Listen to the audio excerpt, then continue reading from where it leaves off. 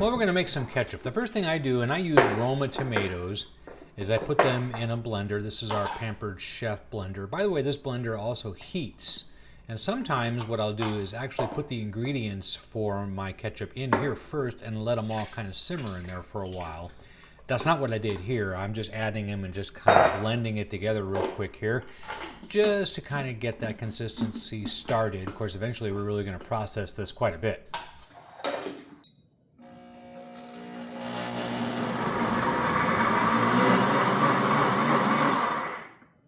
Pour it in a pot, and like I said, now at this point I would probably go ahead and add the seasonings to this, which would consist of garlic, onion powder, white vinegar. You can do this to taste, really doesn't matter. I also grind up allspice and put it in there as well.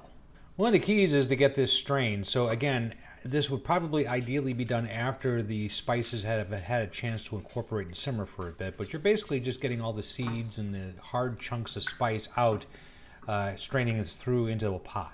Ketchup is all about the consistency. What you're really doing here is just reducing this, and to what level you do this is really completely up to you, but as you'll see here in a minute, you just let this simmer for a while, and eventually it just gets a little bit lower, and it gets a little bit lower, and down to the consistency of ketchup. Well, because you're reducing this ketchup quite a bit, you don't get a lot out of it, but this is the final product right here. I just put in any old jar I have laying around. All kinds of fun variations on this. Probably the next one I'll do is adding jalapeno to it, which you'll find in the grocery store shelves. It's actually pretty tasty. One note too is that I don't put sugar in this. Many people do, and you can. But if you've ever condensed down tomatoes before, they are naturally very, very, very sweet. So I personally don't see the need in doing that. And I'm kind of a recovering type 2 diabetic anyway. So adding sugar is probably not something I would ever do. But it comes out tasting really good. And we in this family would use this up within a couple of weeks, and that would be its shelf life.